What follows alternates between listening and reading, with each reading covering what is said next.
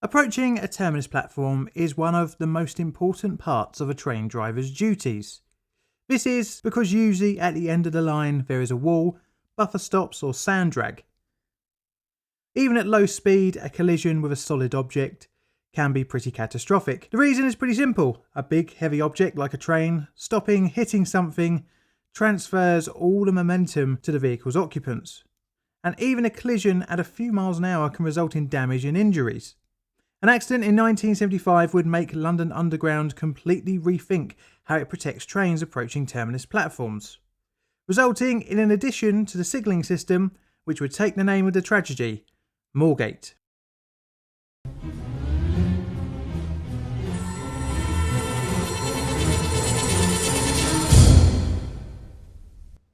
Before the days of transmission-based train control was implemented on the Northern Line, drivers were taught during manual handling, more gate, more brake. But today's video isn't about the Northern Line platforms that you can visit today, but instead platforms 9 and 10, which form part of the route called the North City Line. This short route between Moorgate and Drayton Park has had a number of operators since its 1904 opening, and was under the control of London Transport up until 1976. The line, when opened by the Great Northern and City Railway, ran from Moorgate to Finsbury Park low level, and was pretty much isolated from the rest of the rail network. It was built using a similar construction method to the City and South London line. This gave the tunnels a similar look to the deep level tube lines like the Bakerloo, Central, Piccadilly, Northern and Waterloo and City lines, but with one exception. That was the tunnel diameter. On your standard deep level line, the tunnel loading gauge is around 12 feet, but the new Northern City line was built to accommodate mainline stock, and as such it was built to a larger 16 feet loading gauge. During construction, the route was originally planned to run beyond Moorgate to proposed Loughbury Station. These plans were abandoned, but a small runoff tunnel had been constructed which would house a sand drag. The line was never very profitable, which led to being taken over by the Metropolitan Railway, the pre-runner to the Metropolitan Line in 1913. After the formation of the London Passenger Transport Board in 1933, the Metropolitan was lumped in with the other underground railways, and the line was rebranded as the Northern City Line. In 1934, it was then rebranded as part of the Edgware Morden Line, which was in itself renamed the Northern Line in 1937. Eventually, in 1939, operations were transferred from the Metropolitan to the Northern. The inclusion into the Northern Line formed part of the failed Northern Heights project. I'm not going to cover this here, but I do know someone who has done a video on the subject. In 1964, the Northern City Line was cut back from Finsbury Park to Drayton Park, with its former platforms becoming part of the Piccadilly and the then new Victoria Line to allow cross-platform interchange. And this would form the final chapter of the line's London Underground operation, and you guessed it, this came hand in hand with another rebranding to the Northern Line Highbury branch. This meant that passengers wanting to travel from Finsbury Park to Moorgate would have to travel on the Victoria Line to Highbury and Islington and then change for the Northern City Line. Moorgate Platform 9 had a sand drag, heaped up to about 2 feet above the rail level. Beyond this was a defunct hydraulic buffer stop, then a brick wall. Entry to platforms 9 and 10 were accessible from a crossover, which was protected by signal November Delta 9-10. And at the end of each platform was a fixed red light which denoted the limit of movement authority for trains in the station. In the early 1970s, the route was once again pegged for change as a link was constructed from Drayton Park back to Finsbury Park, albeit this time on the high level to allow it to be connected to the main line. As part of these plans, the line would then come under control of British Rail and be operated on the national network, albeit with local instructions very similar to the LUL rulebook. But this changeover wasn't to happen until August 1976, and our disaster happened in February 1975. But first, let's talk about the trains and their safety systems. The rolling stock used on the line were 1938 tube stock, comprised of 2 3-car units coupled together, totalling 316 feet 6 inches in length, weighing in at around 151 tonnes. The cars were body-on-frame construction, with the body shell consisting of steel sheets welded and riveted together. This was placed onto a steel frame. The seating layout was standard for the time, with a mixture of longitudinal and transverse, similar but not identical to the 1972 stock on the Bakerloo line. The door arrangement was again standard for the time, with single leaf doors at each end with 2 double leaf doors in the middle. On the driving motor cars, the cab took the place that would have been occupied by the single leaf door on one end. The trains were operated as part of a 2-person crew, 1 motorman and 1 guard. Manual-driven London Underground lines have a form of train protection called the train stop tripcock system, and is part of the 2 main safety systems employed on the network. It, in its most basic form, is a mechanical way to apply the emergency brakes on a unit, in situations where the driver has passed a signal at danger or entered certain sections of track too fast. You see, without this type of protection, there'll be nothing to stop a train from going past a conflict point or into the rear of another train, apart from the actions of the driver or shutting off traction current. The other safety system is called the dead man's device. This is fitted to the master controller. The controller is used to control the traction motors by actuating resistors. If the handle is released, then the train pipe is vented to atmosphere, putting the emergency brakes on. The 1938 tube stock made use of several intertwined systems, all of which had to work to allow the unit to take power. One such was the control governor. This would cut out the traction motors if there was insufficient air to operate the brakes. The train had 2 types of braking systems. Both operated the same physical brakes, but provided air in different ways. But first, let's look at the Westinghouse system, which the brakes are based off. The system uses a reduction in air pressure in the train line to indirectly apply the brakes. It uses a triple valve which allows air into a tank ready to be used. It applies the brakes and it releases them. The braking system is a combination of the Westinghouse automatic brake and a self-lapping electro-pneumatic brake. The EP brake allows for multiple brake applications and releases, and uses its own mainline air pipe, whereas Westinghouse requires a little more thought. The Westinghouse brake isn't self-lapping, meaning when you apply the brake, you have to move the brake controller into lap to hold the required air in the brake cylinders, and uses the trainline air pipe. This system traces its heritage all the way back to the days of steam. This doesn't allow much room for error, as you can only add brake pressure, thus increasing braking force. If you do overdo it, then you need to release the brakes, and this is not something you'd want to do when approaching a platform. LUL uses a 2-aspect signalling system, which only has, unsurprisingly, 2 aspects, red for stop and green for go. Unlike National Rail trains, LUL rolling stock doesn't have a warning system like AWS, instead relying on the driver's line of sight to the next signal. If a signal visibility is obstructed, say by the curvature of the track, then a repeating signal is provided, and can give 2 indications, yellow meaning the signal it is repeating is at danger red, and green meaning the signal ahead is clear. Each stop signal is provided with a train stop, a metal bar that is next to the right hand running rail, which is electro-pneumatically operated, that rises 3 inches high when the associated signal is at danger. This makes contact with a tripcock that is mounted to the right hand shoe beam of the train. When this is tripped, vents all the air out and applies the emergency brake. If you wanted to be a driver on London Underground, way back when, you had to follow a pretty set career path. The traditional route to motorman at the time was to work your way through the ranks, starting as a guard, after which you could then go for your motors, which would promote you to a guard motorman, until a position of motorman came up. This was the same career progression route for 50-year-old motorman L.B. Newson, who had started with the company in 1969 as a guard, working out of Barking Depot. He qualified as a guard motorman in 1974, racking up only 6 days of 1938 tube stock driving experience. He'd also gained around 31 days of experience driving the C69 stock on the Hammersmith and City service. In January 1975, he transferred to the Highbury branch line based out of Drayton Park Depot, aged 56. His training took place on the 22nd of January 1975.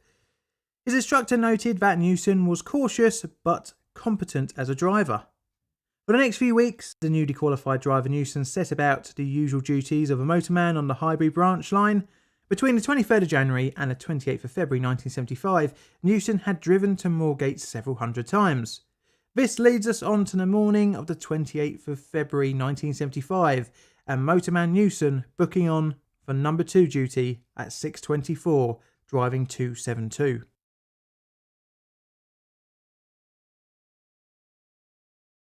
Unsurprisingly, the shift would involve multiple trips to and from Moorgate, including bringing the train into service at the start of the working. Newson was already at work at 6:10 a.m, with plenty of time to make a cup of tea and ready himself for the shift ahead. A fellow driver asked Newson for some sugar, which he obliged, saying, "Be careful with it, as I'd like to have another cup after my shift." In his work bag, he had his tea, milk, sugar, rulebook and a notebook. And in his coat, he had £270 to buy a used car for his daughter in the afternoon. The day started off with Newson's usual guard, Mr. Robert Harris, running late, and due to it, another driver volunteered to work as the guard until Harris met the train en route. When Harris met the train at Moorgate, the two set on their usual routine, and nothing unusual was noted by Harris. It was well known by many of the drivers at Drayton Park that Newson approached platforms slower than others, showing a more cautious driving style. The remaining journeys went as they had done hundreds of times before, with Newson driving as he normally did. When 272 set off from Drayton Park at 08:38 a.m, around a minute late, little did anyone know that the busy rush hour train would be taking its last trip.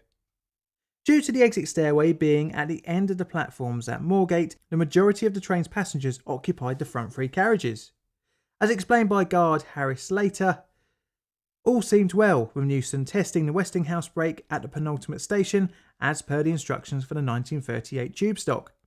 Harris walked around the rear carriage where the guard's panel was located in search for a newspaper, but as soon as the train approached Moorgate and the station lights came into view, Newson seemed to be driving much more aggressively. A signalman on platform 9 at Moorgate saw train 272 approach the platform at a speed estimated at between 35 and 40 miles an hour, speeding down the platform and seeing the first couple of cars disappearing into the overrun tunnel. A second later, the front cab then impacted the sand drag, eventually going straight into the buffers beyond.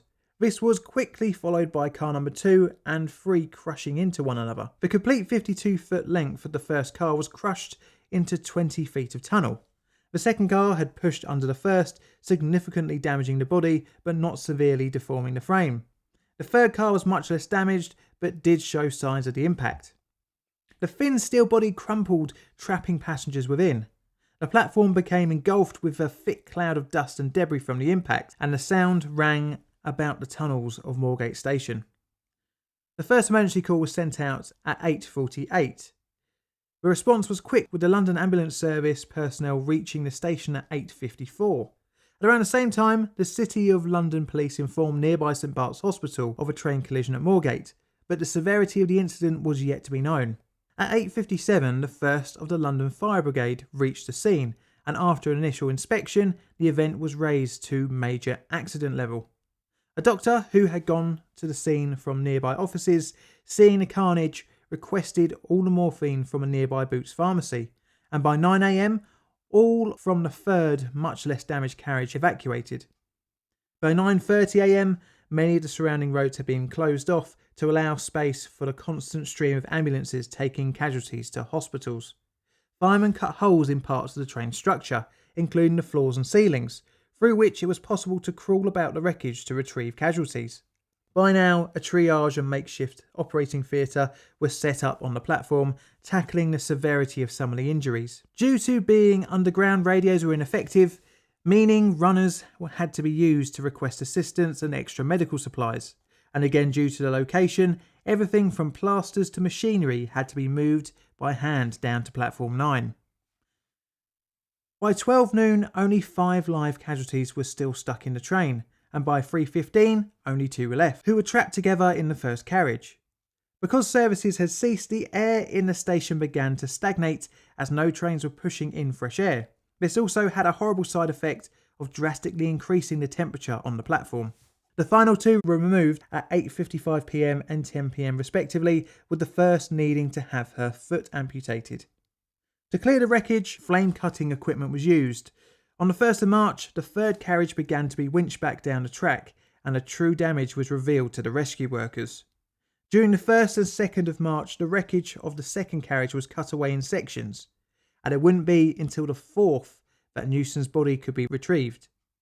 At 3:20 p.m. on the same day, the last passenger body was removed. The driver's cab, normally 3 feet deep, had been crushed to 6 inches. The investigators ascertained that Newson was at his controls, although his head had been forced through the front window. Newson's body was removed at 8:05 p.m. on the 4th of March. The remainder of the wreckage was cleared by 5 p.m. on the 5th of March, and the control of the platform was handed back to London Underground. Now, as always with incidents, and with a death toll of 43 and over 70 people injured, the question remains, how did the accident happen?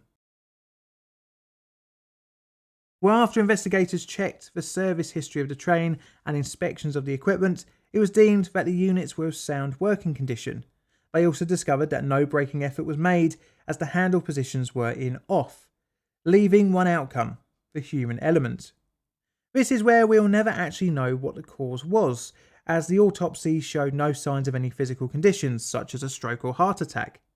Initial tests showed no drugs or alcohol in Newson's bloodstream, and there was no evidence of liver damage from heavy drinking.